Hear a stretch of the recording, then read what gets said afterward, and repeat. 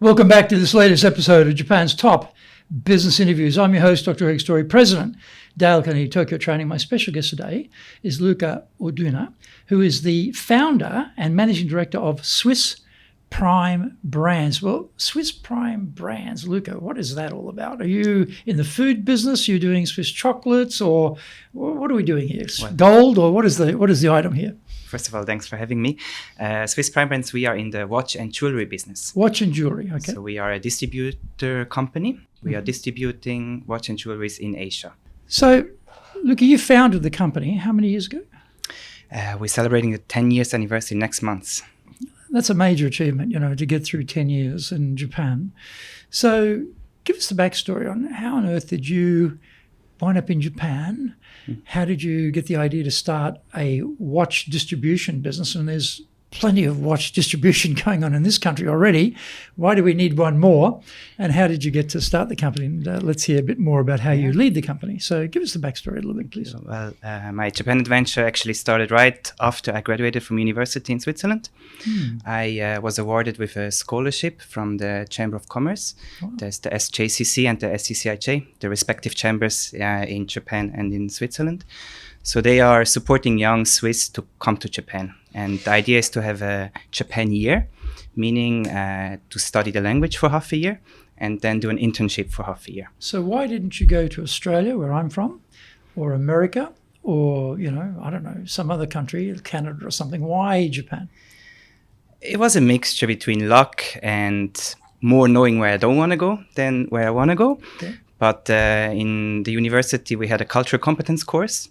And I chose Japan for that. Why?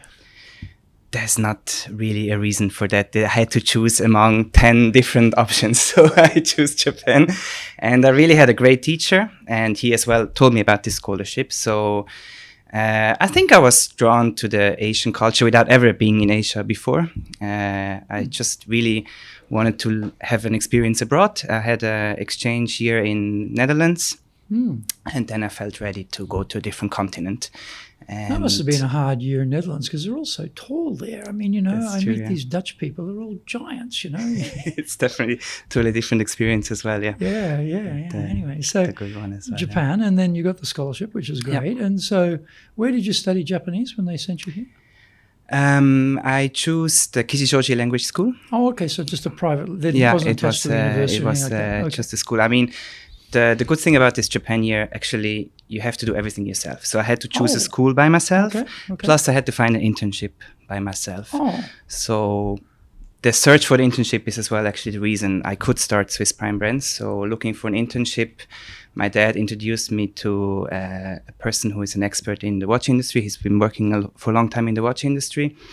And he organized me that internship through introductions. And once I finished the internship, actually this person came back to me and asked, should we start a company together? So really? I'm not the only founder. We are a founder team of 4 people across several countries. But quite fortuitous that your dad chose that particular person for that particular industry, and then that was the start of the business. It was the first shot in finding an internship. Wow. And my dad said, I know this guy who's knowledgeable about Asia. He worked in Taiwan, in Hong Kong before, and knows about Japan as well. And we are still working together now. So did you, who did you do the internship with then? So there was a super small company in Japan, as well, a distributor company led by 2 elderly Japanese guys who left the corporate life and as a final work, if I say that a little bit strangely, but as a final work, they founded their own company as well and did this super small distribution company. So I was there for 9 to 12 months. Oh, okay. So, and then rather than going back to Switzerland, you said, well, I'm here. I've got this opportunity, or your colleague suggested, why don't we start the company? And so you must have been pretty young when that conversation was going on. Yeah, I was 23. Wow, that's impressive. 23 starting your own company. That's straight out of uni. That's impressive. Yeah, I mean, he approached me. David approached me, my colleague, and he asked me if I would be interested in doing that. And I think being young helped me to say yes, being in that sense, Yeah, what you don't know. Stupid enough and don't. What you don't know, right? It's, the more you know, the probably, well, I'm not sure about that, but yeah, let's do it. Yeah. And so, when you started, were you automatically the managing director at that time, or he was the MD? I mean, what was your role in the company at the very beginning? Yes, so we are founded team of 4 people. David founded the company in Switzerland, which is our HQ. And then he, through his contacts and his experience, he asked as well a person in Taiwan and in Hong Kong to start the company, and me to start in Japan. Okay, so we incorporated in 4 locations at the same time. And wow, I was in charge to incorporate the company here in Japan. So immediately, in a way, I became the representative director, partner, founder in everything, that sense. Right, Yes. Well, and so is it an interlocking partnership? So do you share revenues with these other countries, or are they completely independent businesses, or how does that work? We sell in Taiwan, Hong Kong, and Japan. So we have revenue in those 3 areas. And Switzerland is in a support function. We believe that in distribution, obviously being close to the brands is the most important. So David is in Switzerland. So we support Switzerland with a management fee in that sense. But the revenues... Do the companies run totally independently? For example, Taiwan generates income, Taiwan keeps the income, Japan generates income, Japan keeps the income, or do you pool the income and the 4 of you share it up? Is it that? What sort of collective arrangement is that? Basically independent. Oh, independent. Okay. Yes. So you run your own show here as part of a collective. Exactly. Yeah. Okay. Obviously, we try to have the brands for all 3 regions. But now after 10 years, we realized that wasn't possible, and many stories happened. So we don't have exactly as well the same brand portfolio in all the 3 markets. So I guess the original idea was we can get volume purchases from brands because we've got distribution in different markets. So we'll be more attractive to the company who's making the product. But in fact, it didn't work out that way by the sound. For some brands, it did. And it's not only volume; it's obviously as well the relationship, the markets that we can share in that sense, as well knowledge throughout the markets, have experience in different markets as well, risk catching in that sense to have that. So why? I said before, so I was being a bit facetious when I said, why do we need another watch distributor for Japan when there's millions of them here already? I mean, I was being facetious when I said that, but realistically, though, you start from scratch, from zero, in a market that's saturated with distribution already for watch brands. Why did you need to come into Japan with what you're doing? What was the differentiable advantage? What was different? What were you bringing? Were they new brands that didn't exist here, or are you able to bring in boutique brands at a limited supply? Or how do you make any money out of this business when it's a red sea, it's a red ocean of competition? I think it's a mixture of reasons. Obviously, the driving force was David. I mean, he was the CEO of and in management of different watch brands, and he still realized that there are a lot of watch brands who are failing in distribution. Right. And obviously, there are reasons on the watch brand side, but there's as well reason on the distribution side. And I think it's as well, and I think we'll talk about it later, the cultural gap. He realized that having a distributor just in Japan, it's always difficult to talk to Switzerland and to build this bridge between the distributor and Switzerland, the brand. So he said from the beginning that he's going to stay in Switzerland and he's going to be the one really taking care of the communication as well with the brand. He visits the brands every couple of weeks, every week in that sense. So we have a closer distribution organization would have a lot of trouble matching that connection, I guess. Yes, I think there's not many examples of Japanese distribution company who have experienced person in Switzerland in that sense. Another reason is at that time it really felt that independent high-end watch brands were coming up. There's a trade show, doesn't exist anymore, but called Basel World, and there was a palace with independent brands. So it felt like new brands are coming up. It was immature at that time, but we kind of believed in that, and that's as well the first brands we choose. were independent brands in the high end segment. So we tried to build that up. I don't know what high end means in terms of money. My idea of high end may be different to other people's idea of high end, but what are we talking? We're talking 1 million yen, 5 million yen, 10 million yen. We're talking 50 million yen a watch. What I would say 10 million. How much? 10 million yen. 1 million. 10. 10 million. Sorry, Okay, 10 million. so 10 million, $100,000. No, it's not actually $100,000 because of the exchange rate, but these are serious watches, right? Yeah. And serious people who can afford to pay 10 million yen. You should buy a pretty good car for 10 million yen. Yep. So it's obviously a very specific market. It's not the $1 million per watch, which there's a market for that too, I suppose. And is there a particular brand that is the best selling for you, or the one that's done the best for you out of all the different ones you cover? Yes, I mean, the brand is called Romain. This is the brand we're working now for 8 years. And I would say is part of our success story. We really built the brand from zero, from scratch in Japan, together with the brand. Romain Gauthier himself, he's the founder. He's 47 years old of the watch brand. So he came a lot to Japan, and we've collaboratively worked together to build the brand in Japan. Yeah. So we'll talk about people in a moment, but I'm just interested, if you have a 12-month internship, okay, you've just started learning Japanese, okay, but then to start an actual company in the distribution area, how on earth did you do that? Because, if I'm a Japanese retailer and you turn up and I go, well, this guy looks 12. When you were 23 years old, you probably looked 12, right? Yeah, that's how it was, yes. And look, he looks 12 years old. His Japanese is horrible. Okay, he's Swiss. Yeah, okay.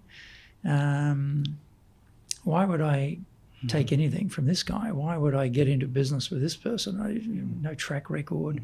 How much capital's the company got? What's the backup here? I mean, there's a lot of negatives you had to overcome to kick this company off. So how on earth did you do it?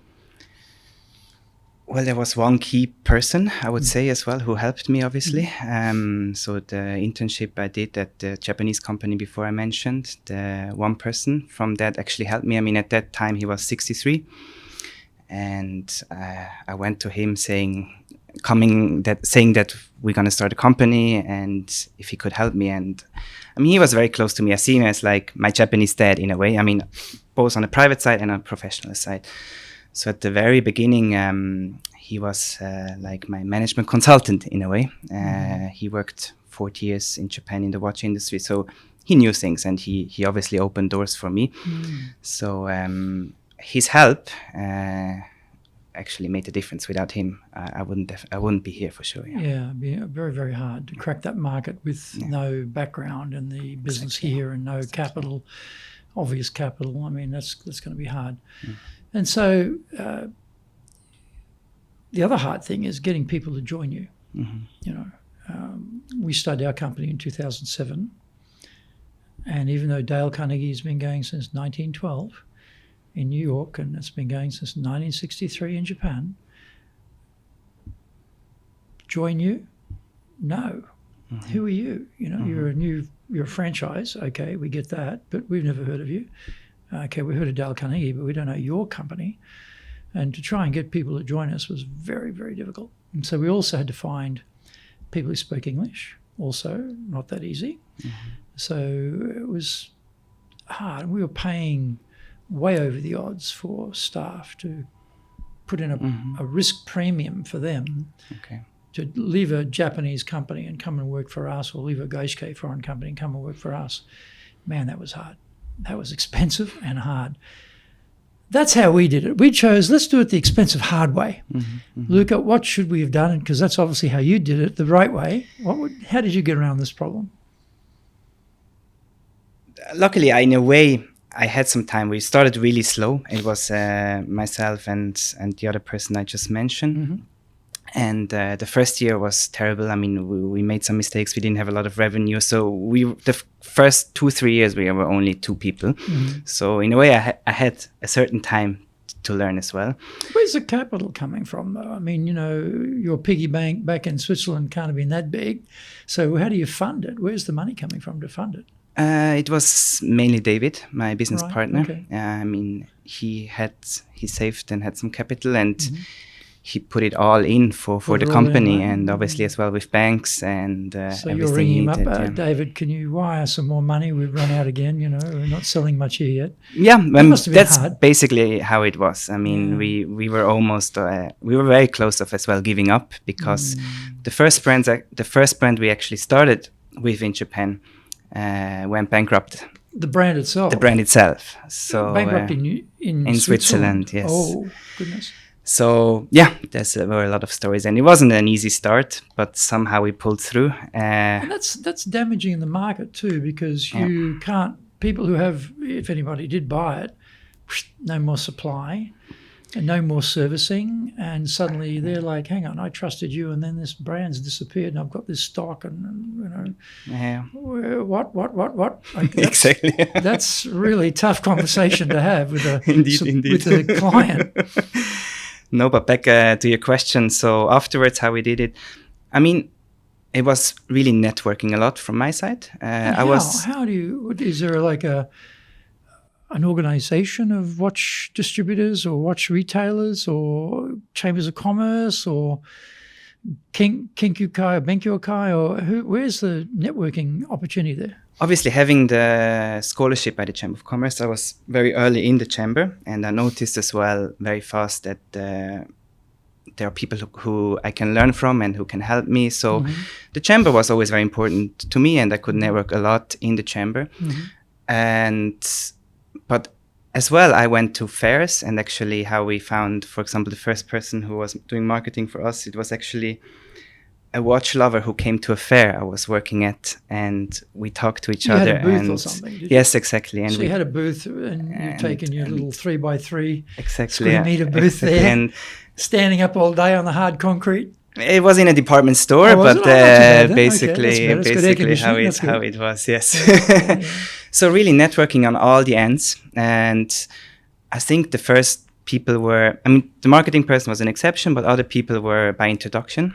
Introduction from who? People from the chamber, for example, or people from the person I mentioned before. His name is Ishizuka-san, but introduction from Ishizuka-san. So you opened up just before the Tohoku earthquake, tsunami, triple nuclear meltdown, I guess, just before that. No, actually, I came to Japan 2012, and the company started 2014. Okay, so you didn't get caught up in that downturn. So that was a year after that. Yes, exactly. So you missed Lehman shock and you missed the earthquake. So the timing in that part was good. But you were there for COVID, though. That was good timing for COVID in 2020. So you meet people, but why would I join? Because we find that in Japan, the individual we're sitting in front of is really the sole decision maker. Normally the spouse has an opinion. Parents in Japan, grandparents, parents-in-law, all have an opinion about what this person is going to do. So when you're trying to convert them over to say, give up your current job and come and join us, there's a lot of other people got to be convinced inside that family that this is a good idea. And Japanese preference is always for a big name Japanese company over a totally unknown, tiny little, brand new distributor here in Japan for Swiss watches, which there's bloody millions of distributors already. So what was the sales pitch to these people? How did you get them to convince their family that this is a good idea? I don't have a definite answer on that. I mean, it's really just, I tried to the Luca explain. Charm, was it? The Luca Charm? Maybe I just tried to explain what we're trying to do. I mean, that's all there is, all there was. I mean, we had an idea. We tried to do it. Obviously, David came to Japan several times. He met with them. I met with them. All that, I mean, it's a constant selling yourself at the end of the day, right? And I mean, well, that's right. They're buying you. Yeah, I guess at the end that's what was it. And did you have much turnover? I mean, because as you say, the first couple of years you only had two of you. And then once you start adding people, that the feed bill goes up pretty dramatically, pretty quickly. So you've got to be selling to pay for all that. And it's going to be small scale.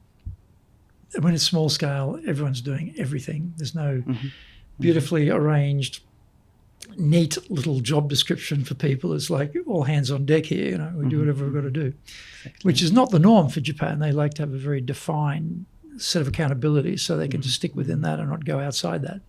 And you're saying, well, we don't have that because we've got to do everything. So that again takes a little bit of a different type of person. So were you finding that the types of people you were able to hire were international Japanese or Japanese who didn't really want to work in a hierarchical, old-style Japanese system where they didn't feel they had freedom? You know, there must be a sweet spot that you offered them that was attractive. What was that sweet spot, do you think? I think it was a mix. Again, we really had this good combination between Ishizuka and myself, in a way, the young Swiss guy and the experienced Japanese guy. I think that combination as well was in a way convincing. So from Ishizuka's network, we had a person close to him who joined us that was, in a way, he convincing that person in a way to try that. And for him it was he was living in Nagoya and he tried to make a career step in that sense. For him it was really a career to Tokyo in a way to try that, right? On my side, I met a person who was for a long time living in Europe and came back to Japan. So there's this affinity obviously for the luxury goods. And then I mentioned the marketing person previously, which I met in the watch environment. I would say he was a... Was she involved in marketing luxury goods? Was she having that type of background, or she's no, not at all. Heavy machinery or something? I would say he was a watch lover in that sense. So very, very extremely knowledgeable. Watches were his hobby, kind of. Okay, right. And we could offer him a way to change the industry. And what was the previous industry he was in? He was working for in the medical industry. For drugstores. Drugstores, okay. Yeah. Right. Because you think about that, I suppose one of the great things about Japan is that this is a country where they really take their hobbies seriously. Like, you know, if you tell me that his hobby is watches, I immediately can imagine really detailed study, deep knowledge, you know, not some light-hearted thing. Japanese, they get into things, they really get into it. It's like, it's impressive, you know. It's super impressive. I mean, if you walk around the city, you see the bookstores, and I mean, the magazines, they are serious. And even now in the watch industry, I often talk with, obviously with the brands, and they say the Japanese media are the most daring questions, the most difficult questions, and they go into the most detail. So there are people who are reading this and is strong, are interested in that. So you start to accumulate people, and now I think you told me what, about 15, 16? Yes, exactly. 15 people. 15 people, right? So over 10 years you get to 15 people. So that's impressive too. You know, feeding 15 people is not easy. The feed bill every month is large on 15 people. So I can imagine how big that is. That's not easy. So you've got to be making money to pay for all that, which is good. So as you've progressed over the years, you build out your team. So I guess you've got I see a gentleman in there doing some very delicate looking work on a watch with microscopes and lots of lights. He looks like a technician, a watch technician. I passed him on the way in. But what are other people doing here? You obviously got a marketing department, you have a sales department, I guess. Do you have a technical department? What is the construction of these 15 people? So I would say now we have 4 core brands in the company. So it's 1 jewelry brand from Italy and 3 watch brands from Switzerland. Of those 3 watch brands, 2 are in the high level, as I mentioned before, 10 million yen, and 1 watch brand is around, it's correct. Sorry, I was just confusing that with the yen, 100,000. Yeah, okay. And 1 is around 1 million yen, one of the watch brands, the average price. So we have 3 teams. A sales team dedicated to the jewelry brand, a sales team dedicated to the 1 million watch brand, and for the high-end brands, a sales team. Then we have cross functions. Obviously, the back office supports all the different sales team, administration, logistics, and a watchmaker, and as well a marketing person who supports the different teams.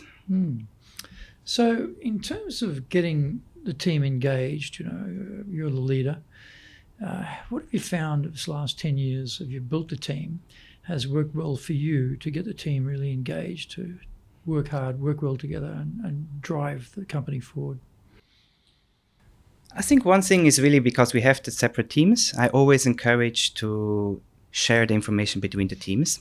I'm very hands-on on the high-end brands because that's basically where we started off. And at the very beginning, it was only us, a couple of people. So I know the story of the high-end brand, the brand I mentioned, Roma Gautier. So I try to be a role model of how I be hands-on with the high-end brands. And I'm still very involved with the point of sales, with marketing and everything around that brands. And the other teams, I try to let them work as independently as possible. So showing hands-on action with one project I have, and that all the teams share this information among each other. So we have a weekly meeting where the 3 teams come together and we share best case scenarios in that sense. And obviously as well mistakes and other things that happen. Yeah, exactly. And what other things you found work well to get engagement with people? Do you have, do you have drinks night? Do you, go and bowl together? Or, in the old days, people go on company trips together on, take time off and go to the onsen. That's sort of gone now. They don't do that anymore. And even going out to drinks after work is sort of gone for a lot of most companies. It doesn't happen too much anymore. Do you have lunches? What do you do? How do you glue people together here? Well, I think first it's really more on the professional side.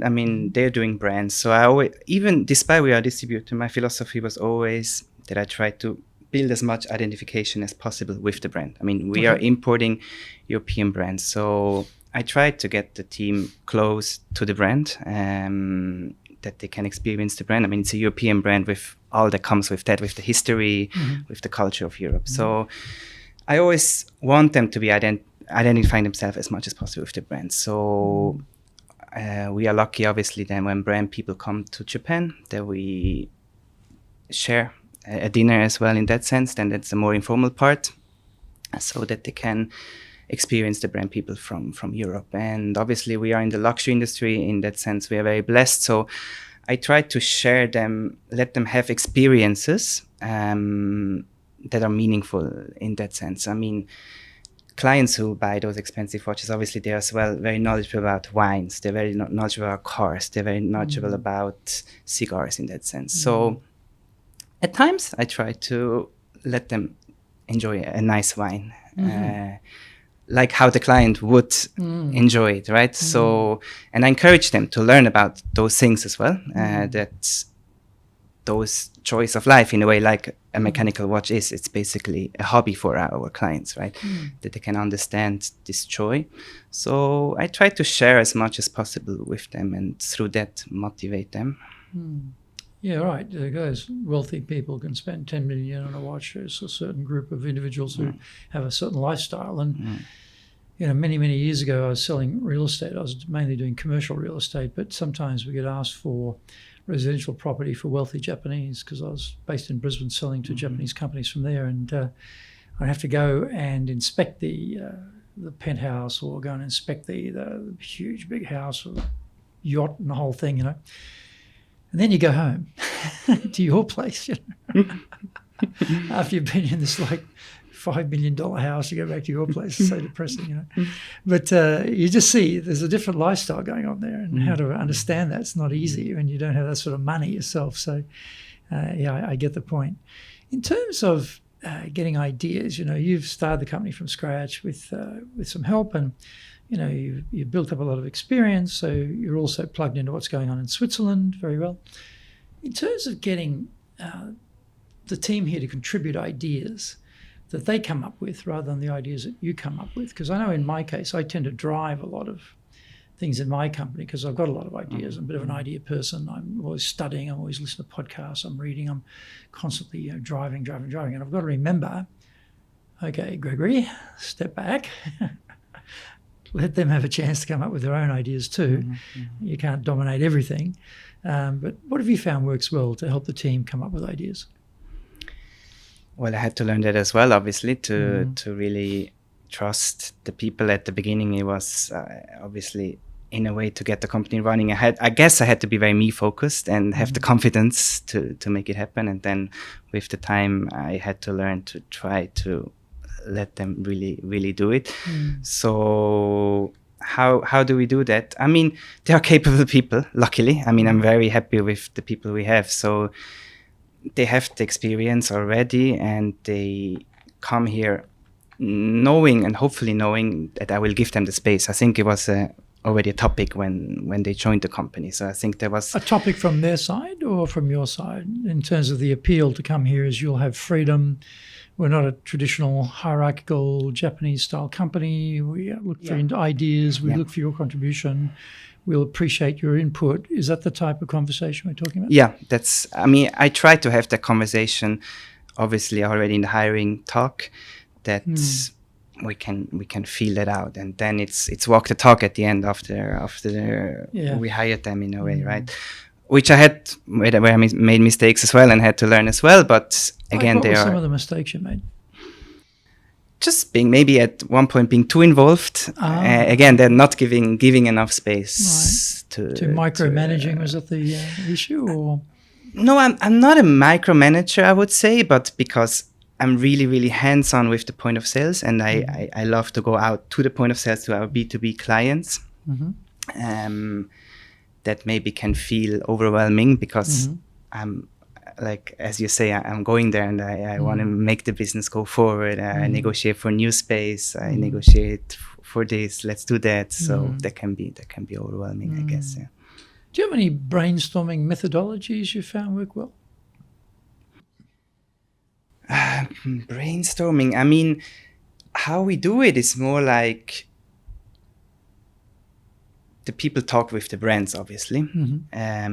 So it always starts with let the people talk with the brands, and the brands have a certain idea. And I mean, we work for a brand. I always say we are the brand. I mean, the brand is the most important. So the brand has the guidelines, the brand has the marketing plan, the brand has the ideas, and then we have to take that to Japan. We respect the brands, but then the fun starts in a way for us, right? I mean, we 100% respect the brand, and then we try to make it work for the Japanese market.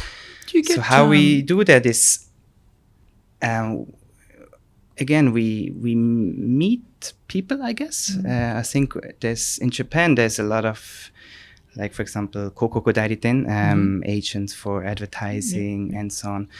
So I think we try to talk to a lot of people, get ideas, and then we discuss it within the company. I was going to say before, when you've got companies with policies on colour, presentation, what sort of photographs are being able to be used, is quite strict brand guidelines, etc., and they're all different.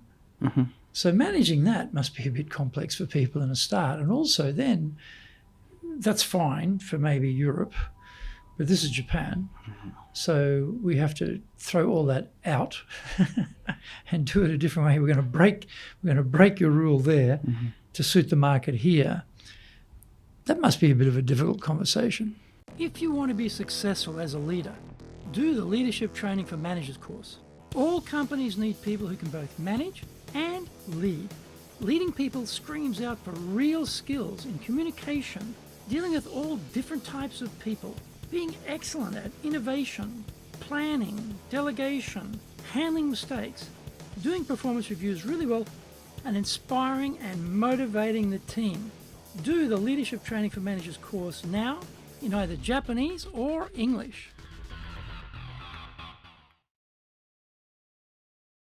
Are you doing business with Japan? Do you really know how things work?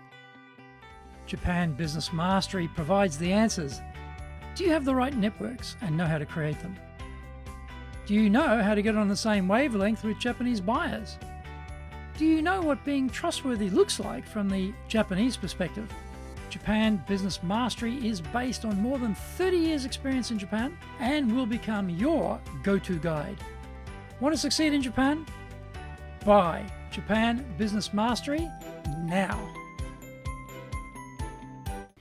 Well, but that's really my job at the end as well. I mean, I'm in between the brands and the stuff, so I always have to stand in front of the stuff. And I mean, at times I say, you do it, and whatever happens, I will explain to the brand in that sense, right? It's really a thin line between keeping the branding and adjust it to the Japanese market. I think that's what every foreign brand always amazes me. You know, this is the land of Zen Buddhism, right? And Zen is always very simple, understated, esoteric in many ways. Yet, when you look at Japanese advertising on websites, chirashi, you know, the little flyers people hand out, magazines, it's just dense. Competing colours, massive number of different fonts. It's just, you know, pounding you with data and information. I never quite understand, you know, how this country of Zen could be so baroque in its presentation of information. It's really quite a contrast, you know, like we're constantly trying to make things simplified, clear, and they're just pounding you with stuff. I never quite work out. So how do you think about that? I mean, you know, is the sort of stuff you're presenting, the style of it is in that very dense Japanese style with lots and lots of information, or is it a bit more of a European vibe where it's a little bit less dense and a little bit more simplistic in the sense of clear, not simplistic in the sense of, you know, too easy to understand, but simplistic in the sense of not having competing aspects hitting the eyeballs at the same time. So how do you work that one out? Well, I think it's really what we talked as well before. It's the Japanese, they want to know everything, right? I mean, we have a mechanical movement. They want to know every single detail. So how do we provide the information? And then I think it can happen that it gets overloaded.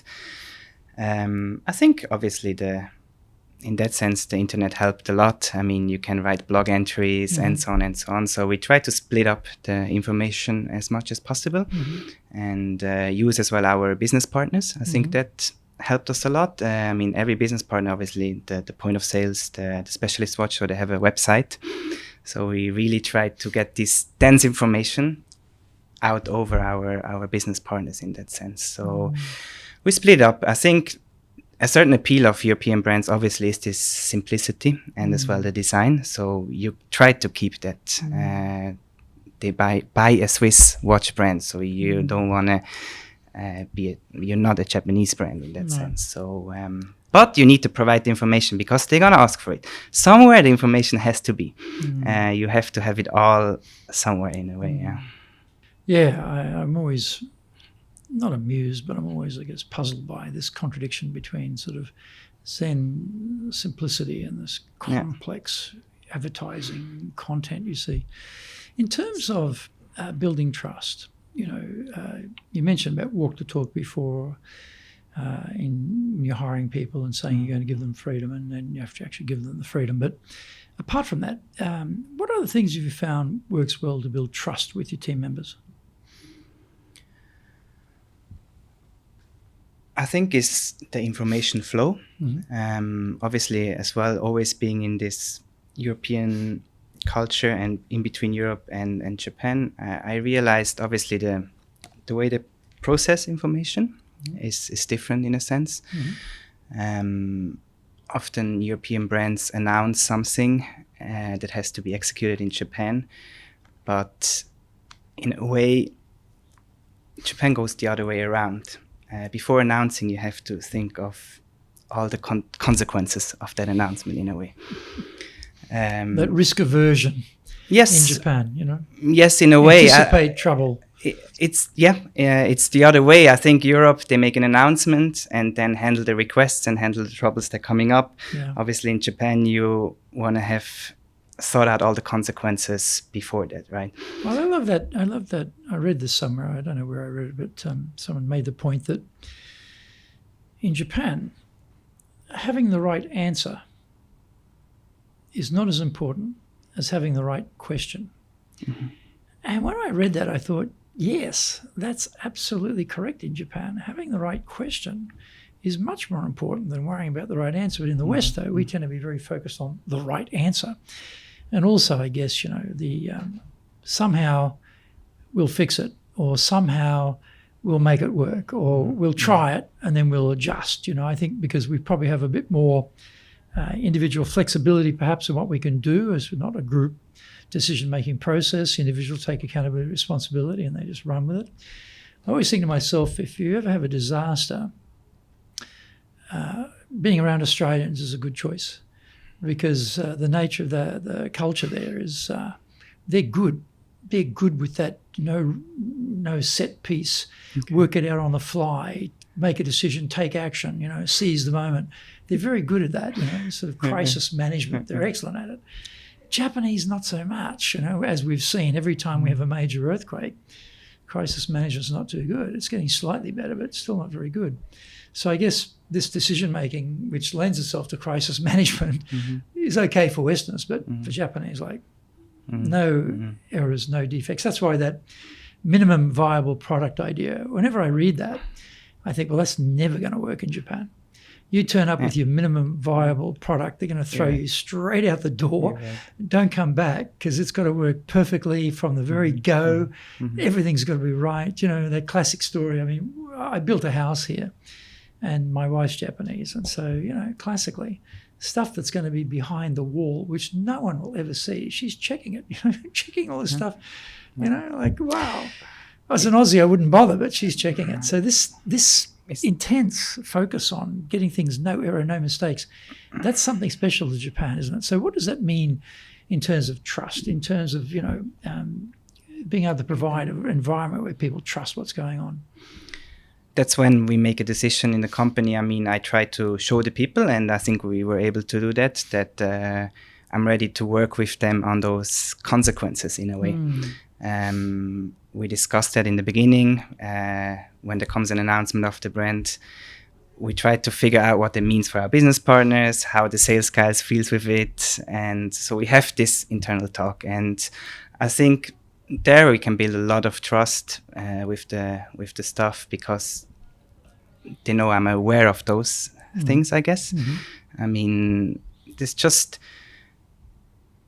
I think really the awareness as well. To give an example, in department stores, if you want to increase the prices, you have to announce it 1 month in advance.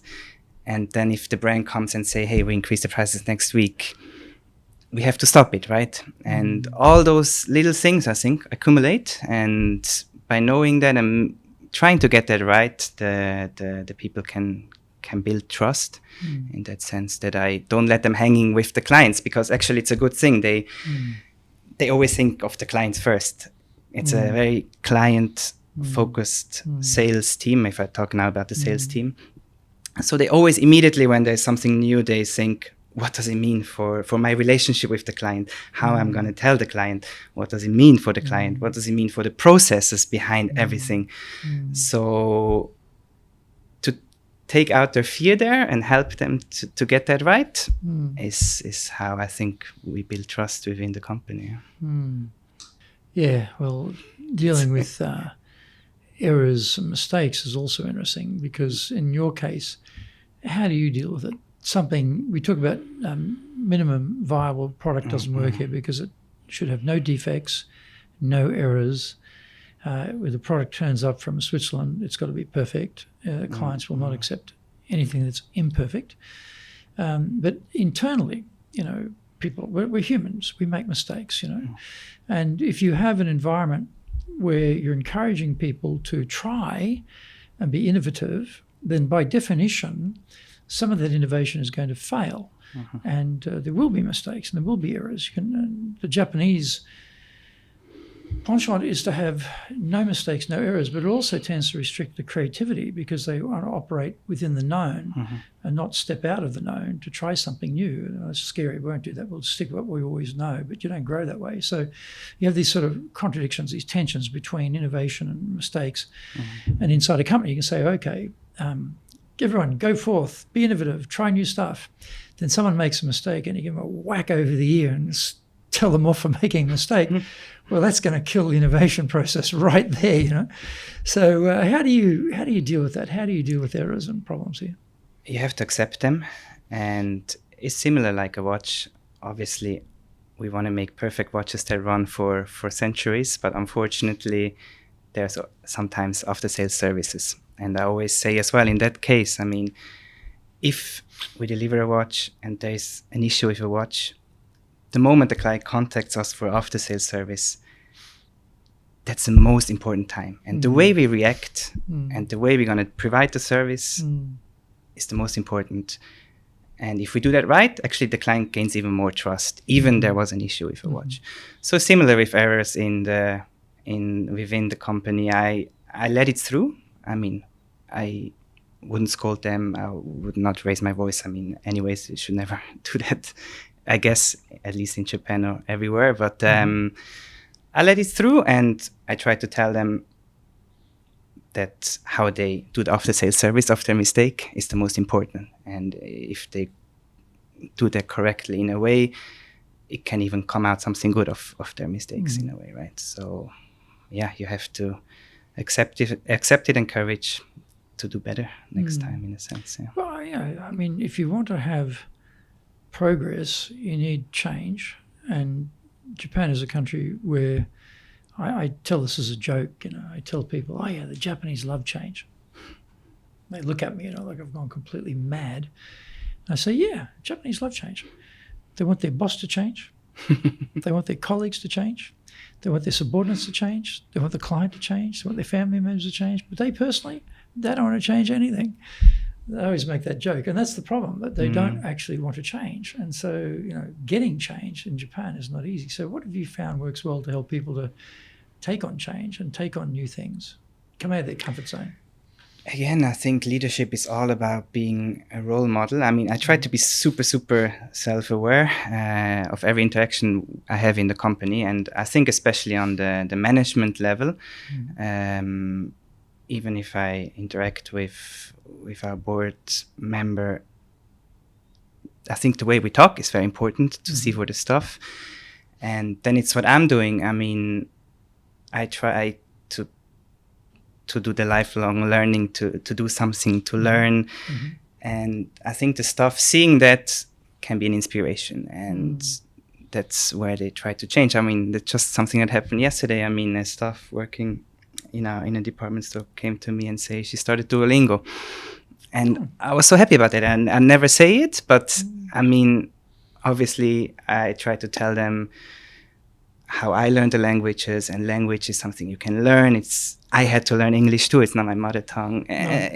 All this, I mean, I try to be a role model, and hopefully they can get inspiration from that. Yeah.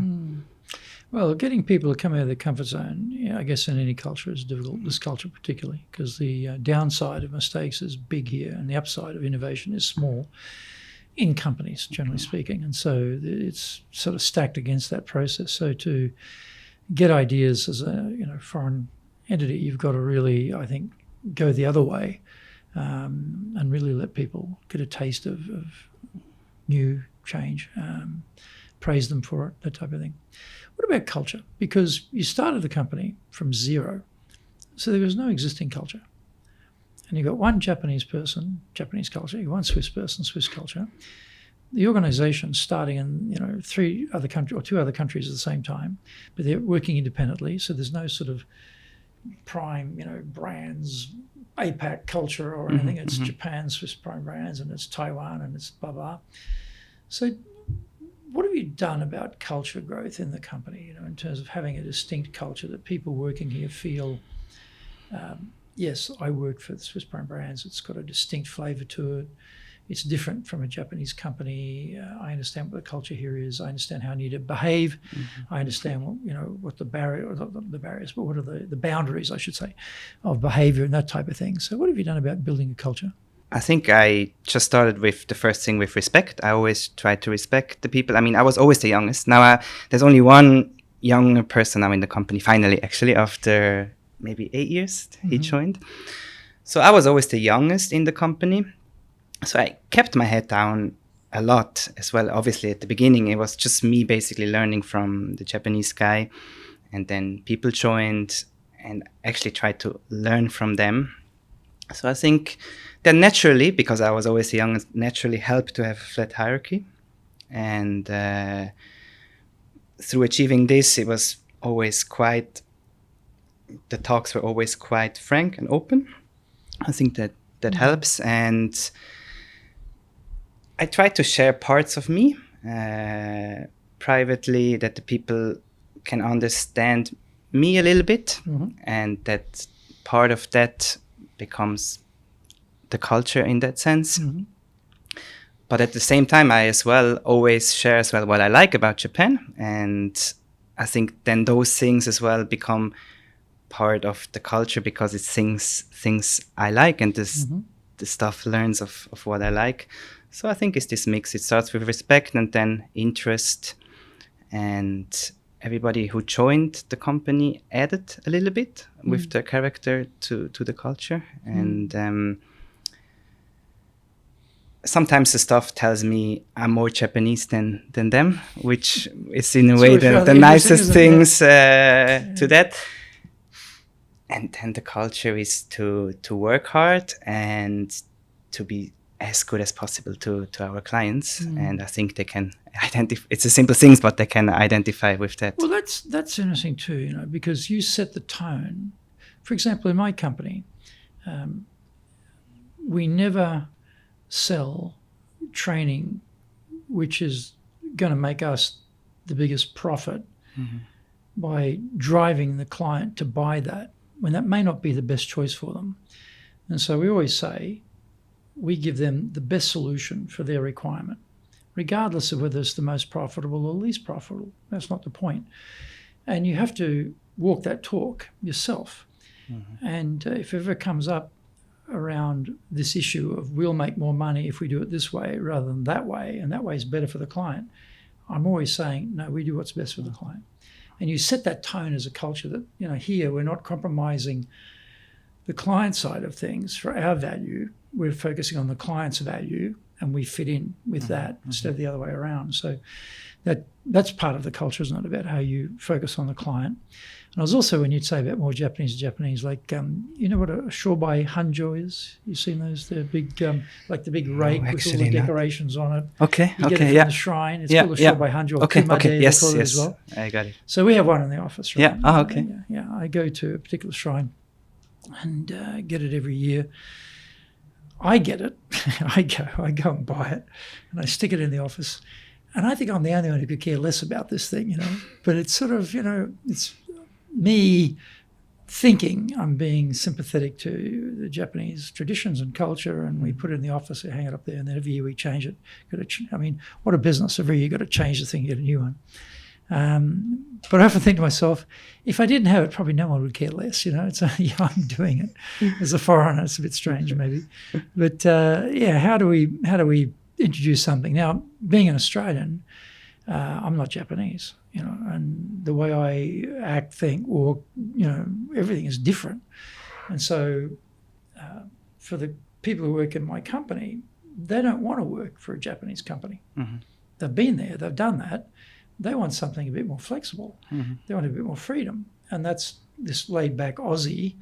Freedom is there and tolerance is there, which they know they're not going to get somewhere else. Maybe there's more money somewhere else, but the downside is it's going to be a lot more rigid, a lot more difficult, hierarchical, interlocking relationships, a lot of complexity. I'm not like any of that, right? So there's some advantage, I think, to being non-Japanese in these situations where you can bring a certain degree of flexibility. The culture then becomes, for them, I guess, a much lighter version of work than what the alternative is in a Japanese company. Have you found that has also been an advantage for you? Yeah, of course. I mean, I don't think I'm more Japanese than them, and I'm not trying to be Japanese. I think actually I became even more Swiss because being away from Swiss showed me the good things about Switzerland as well. Obviously, I'm lucky as well in the environment I'm working in with watches, obviously, which is based on heritage, craftsmanship, and all those things which fit well in the Japanese culture. So I can be myself. I think I can be very authentic, and that fits in both cultures. But yes, again, I think the beauty here, and that's what I always try to tell as well, the stuff, as you say, we shouldn't take culture as a heavy thing. There are definitely things we can learn from Switzerland. There's definitely things we can learn from Japan. And is while Swiss we culture hear, in that sense similar to Japanese culture? I don't know much about Swiss. I've never been there. I've probably flown over it on the way to Italy, maybe. But in the sense of, your impression about Switzerland is it's quite well organised, craftsmanship's valued, people are serious, they take work seriously, loyal, hardworking, on time, obviously. But, many of those attributes are very similar to Japan, whereas Australia is laid back, easygoing, Aussie, it's quite different. So I'm just wondering whether that being Swiss sort of is an advantage for you in Japan, because your own culture may be very, very in parallel with the Japanese, not perfectly Japanese or perfectly Swiss either way, but quite close maybe. Yeah, I think so. I mean, I realized that the longer I'm here, that actually I can be myself, and there's always luckily a good resonance from the Japanese client in that sense. So as you say, I think it's really similar. It's hard work during the day, not too much joking around. You want to move forward. I think a difference maybe, I don't know that so much because actually the staff I hired was always a little bit older than me, obviously. I don't know, when I came from uni, at least that was my impression. We were super driven. We wanted to go into the job. We wanted to achieve immediately something and make a difference.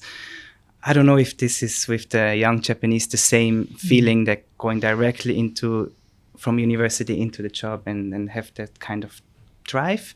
Maybe that's a difference. It's a generational difference, perhaps, too. As well, maybe. You're getting older, Luca. Yeah, I guess so. You're not 23 anymore, mate. I know, and I mean, my next goal is really to have an intern in the company and things like this. So these are things that become possible now. But it's important. I mean, you talk about you were the youngest in the company. I'm the oldest in the company, and the reverse. And for a long time, our age sort of average level was quite a little bit mature, I would say.